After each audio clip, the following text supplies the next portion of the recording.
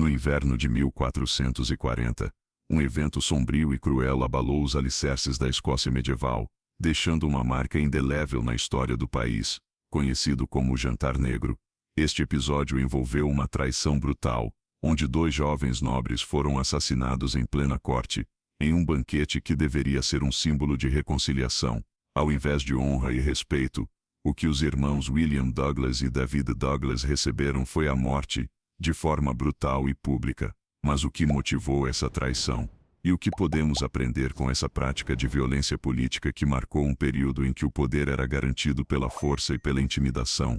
A história do Jantar Negro não é apenas mais uma página de violência medieval, mas uma representação crua do jogo de poder entre famílias nobres e a monarquia escocesa. O que parecia ser um simples convite para um banquete se transformou em um ato de vingança política que chocou o reino e alterou o curso da história escocesa.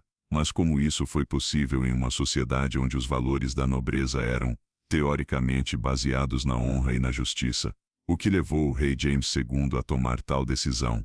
E por que essa história continua a fascinar e chocar até os dias de hoje? Neste vídeo vamos explorar os segredos por trás desse evento sombrio, investigando o que realmente aconteceu no Jantar Negro e os impactos dessa traição nas décadas seguintes. O Jantar Negro aconteceu em Edimburgo, em 1440, e se tornou um dos episódios mais notórios da história medieval escocesa. Naquele ano, o rei James II organizou um banquete para os 2 irmãos William Douglas, o 6º Conde de Douglas, e David Douglas, em um gesto aparentemente amistoso para estreitar relações com a poderosa família Douglas. Contudo, essa tentativa de aparente reconciliação escondia uma trama de traição.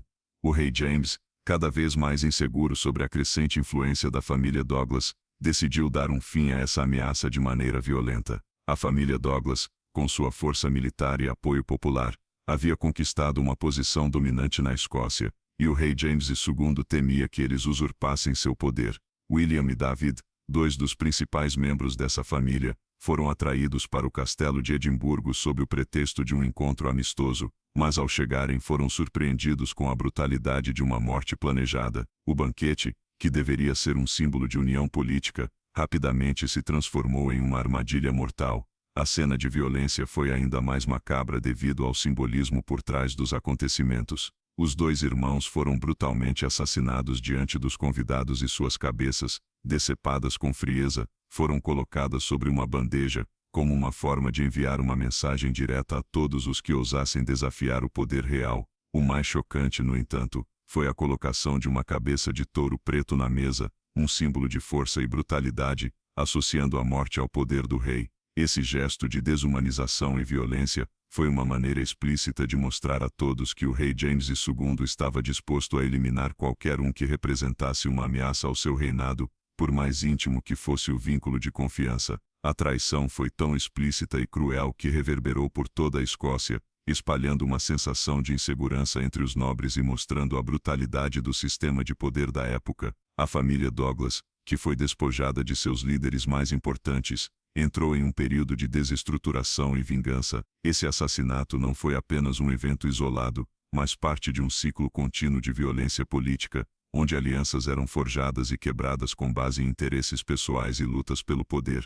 O impacto imediato do Jantar Negro foi devastador para a Escócia medieval. A morte pública e brutal de William e David Douglas não apenas abalou a confiança da nobreza em seu rei, mas também desencadeou um ciclo de vingança e desconfiança que afetou profundamente o equilíbrio de poder no reino.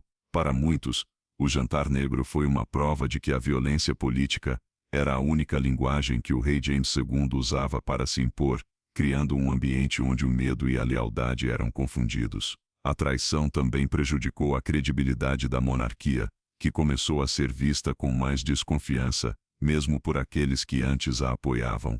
As consequências imediatas dessa ação brutal foram evidentes na política escocesa da época. A execução pública dos Douglas abriu um vácuo de poder, deixando os aliados da família em uma situação de instabilidade e incerteza. Para muitos, a vingança era uma inevitabilidade. A família Douglas, agora sem seus líderes, enfrentava a perda de influência, mas ao mesmo tempo, gerava um sentimento de revolta entre seus seguidores. A lealdade que os escoceses haviam dedicado à família Douglas não desapareceu com a morte dos irmãos. Pelo contrário, ela se intensificou, resultando em uma série de conflitos posteriores entre os Douglas e a monarquia escocesa. O gesto de eliminar publicamente os Douglas teve um efeito semelhante ao que o reinado de Ricardo III representou na Inglaterra, uma destruição de figuras proeminentes e a ameaça de uma sucessão de lutas internas. A morte de William e David Douglas foi um marco em uma época em que os conflitos dinásticos e as disputas de poder eram comuns, e onde a violência aberta era uma ferramenta usada para reprimir ou eliminar qualquer adversário. Para o rei James II, o Jantar Negro foi um movimento arriscado, mas aparentemente eficaz. Ele conseguiu manter o controle sobre o reino por um tempo, mas a violação da confiança e o assassinato público geraram efeitos colaterais que perdurariam durante sua vida. A violência como estratégia de poder, embora tenha momentaneamente consolidado sua posição, também fez com que James II fosse lembrado por seu governo impiedoso e cruel. Em outras partes do mundo, a visão sobre a traição política e a violência pública, como a do Jantar Negro, tinha variações culturais e políticas. Na França medieval, por exemplo, a violência política também estava presente, mas frequentemente se dava por meio de conspirações e intrigas palacianas, em vez de assassinatos públicos e brutais. A monarquia francesa, em particular, não fazia uso de execuções públicas com a mesma frequência que os monarcas escoceses. Embora a violência estivesse presente, ela era muitas vezes disfarçada de diplomacia ou controle indireto, em vez de ser exposta de forma tão explícita. No Reino Unido, a dinastia Tudor teve seus próprios exemplos de violência política, como os assassinatos de figuras rivais durante o reinado de Henrique VIII. No entanto, ao contrário do rei James II, Henrique VIII usou as execuções como uma forma de afirmar sua autoridade, mas sempre dentro de um contexto mais formal, com julgamentos e sentenças. A grande diferença estava na maneira como a violência era executada em Escócia. Ela era feita de forma pública e brutal, enquanto na Inglaterra, o processo era mais institucionalizado, embora igualmente mortal. Em outras partes da Europa medieval, como na Península Ibérica, a violência política era muitas vezes mascarada por disputas dinásticas ou religiosas, mas o uso da força para garantir a estabilidade também era uma constante. O assassinato de líderes rivais, ou a exibição de poder por meio de execuções públicas eram comuns, mas raramente tinham o simbolismo explícito e macabro do Jantar Negro. Em outras culturas fora da Europa, como na Ásia, os métodos de governança política variavam. No Japão feudal, por exemplo, a violência política era intrínseca ao código de honra dos samurais, mas não se expressava através de assassinatos públicos, como no caso escocês. Ao invés disso, a morte de um rival era muitas vezes vista como um fim digno em batalha, ou se fosse traiçoeira, em um duelo privado, longe da multidão. A violência, embora parte das intrigas políticas, era encarada de maneira diferente nas diversas culturas. O Jantar Negro permanece como um exemplo chocante da brutalidade da política medieval, onde a violência era utilizada como uma ferramenta para garantir o poder e a lealdade. Para o rei James II, eliminar publicamente os irmãos Douglas não foi apenas um ato de vingança, mas uma forma de consolidar sua autoridade sobre uma nobreza que, até aquele momento, parecia ser incontrolável. A morte dos Douglas foi um lembrete de que, na Escócia medieval, a lealdade e a confiança podiam ser destruídas em um simples gesto de traição. Embora esse evento tenha ocorrido há mais de 500 anos, ele ainda nos ensina muito sobre as complexas relações de poder e a forma como as sociedades lidam com a traição, a violência e a liderança.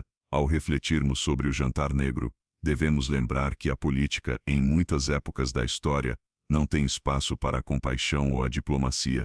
O poder é garantido através da força, da ameaça e, em casos extremos, da morte. A história dos Douglas nos lembra que, em um mundo onde a política e a violência se entrelaçam, a vida humana pode ser tratada como moeda de troca, e a lealdade pode ser destruída com um simples golpe de espada. Embora a Escócia medieval tenha mudado ao longo do tempo, o legado de eventos como o Jantar Negro continua a ecoar, lembrando-nos da fragilidade da lealdade e da destruição que pode ocorrer quando a política se torna um jogo de vida ou morte. Agora que você conhece a história do Jantar Negro e os horrores que ocorreram naquela noite fatídica, reflita sobre o que isso nos ensina sobre poder e traição. Como você acha que a violência política, como a vista nesse evento, ainda ressoa nas sociedades modernas? Quais paralelos podemos traçar entre o que aconteceu na Escócia medieval e as dinâmicas de poder atuais? Gostou do vídeo? Compartilhe suas ideias nos comentários e inscreva-se no canal para não perder mais histórias fascinantes sobre os horrores da antiguidade. Ative o sininho para receber notificações sempre que um novo vídeo for ao ar. Vamos juntos continuar a explorar o lado sombrio da história e refletir sobre as lições que o passado ainda nos traz.